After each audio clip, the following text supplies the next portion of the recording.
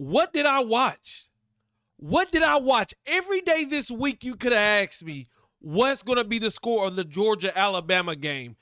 Georgia 28, Alabama 7. I wouldn't have said not once. Matter of fact, throughout this whole week, I've been telling people, Alabama's going to the playoffs. Alabama's going to the playoffs. No matter what happens in this Georgia game, Alabama's going to the playoffs. And that is because I did not think Georgia could go out and manhandle Alabama like they did today. So we got to talk about this game. Georgia defeats Alabama 28-7. Both teams had injuries. It looked like Georgia was ready for this game, and Alabama, it looked like Alabama players went into this game with the mindset of this, it doesn't matter. Because I've seen things tonight that I don't see a lot. Isaiah Horton dropping a wide open pass to you. Ty Simpson, the throw so bad behind you, the receiver got to turn around and throws the interception. Players getting ran over and ran over. They just kept showing how physically dominating Georgia was in this game. Just the simple things, running a 7-yard carry, but at the end of the 7-yard carry, we're going to run you over, Bray Hubert. I've been one to say, why isn't Kane Womack getting enough credit for what he's done towards the end of the year? Because I feel like he's made some good adjustments that has really helped this Alabama team out. But when I look at this game, they had no answers for Gunnar Stockton, Nate Frazier, Zachariah Branch. This Georgia team looked like the old Georgia team. I remember saying, look, this Georgia team is not the Georgia team that's going to dominate you. And that's exactly what they did. And you got to give credit to Schumann. You got to give credit to Kirby Smart. But Chris Fowler and Kurt Herbstreit, they saw what we were sawing. Alabama rushed for -3 yards with Georgia playing with 2 safeties high. If you can do that, there's not a lot of teams that can beat you. If I can play without bringing a safety into the box and you only rush for -3 yards, your leading rusher had 11 yards, yeah, it's going to be a long day for you. And it was a long day. So Georgia, what a way to win. The only team to beat you, you avenged that loss and you dominated them. So we say congrats to you. You're off to the playoffs. Alabama, bring your ass back over here and take a seat. Because we don't know if you're off to the playoffs yet. Because coming into this game, everybody was assuming BYU got blown out. They're out of the way. Now it's going to be Miami or Notre Dame. And then we get this situation, and I feel like now everything has to be reevaluated. Everything has to be looked at.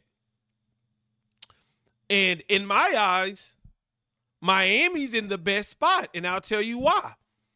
If you judge, and hear me out before y'all go crazy, hear me out, and let me know if I'm crazy. If you put Miami versus Notre Dame, now that all the data's up, now that everything's done, Miami has the head-to-head. Miami has 3 or 4 common opponents.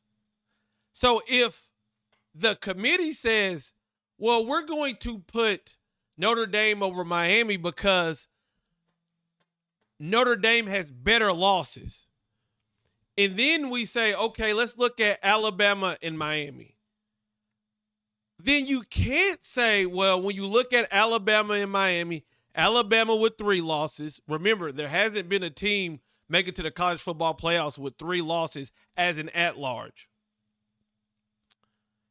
Alabama has 3 losses. Miami has 2 losses. Alabama has a great victory over Georgia. Miami has a good victory over Notre Dame. Alabama has one of the worst losses we've seen this year, and that is to a losing team, a team that did not make a bowl game. And they didn't just beat Alabama, they physically dominated them. Some players, like A.J. McCarron said, the Florida State players was putting their nuts on their face. They ended up winning by 14. Miami's worst loss is to a team that's 8-4.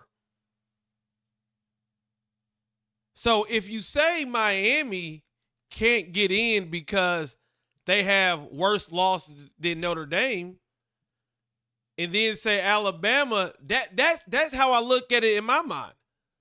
But I could be wrong, because here's the thing, and this is where it gets, and I don't know what's going to happen.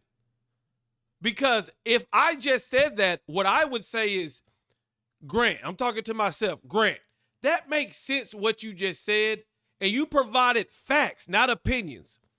But I will say this, do you think Greg Sankey is going to let this committee not put in Alabama, who already beat this Georgia team, who was playing a SEC championship game? That would be my defense if I was Alabama.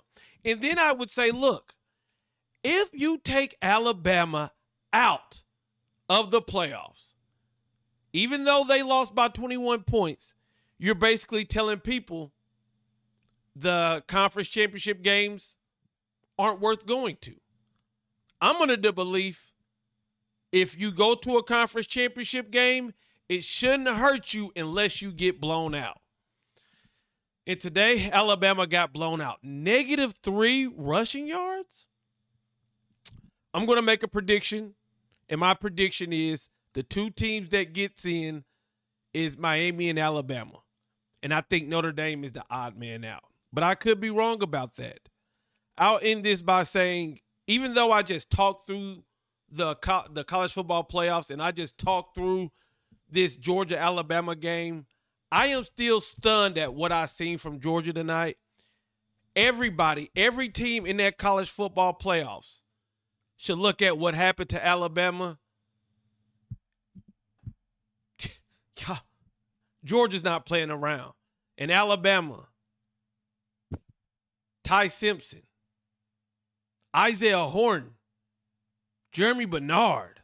I thought y'all were dogs, but I don't know, man. What did y'all think about this? Let me know in the comments.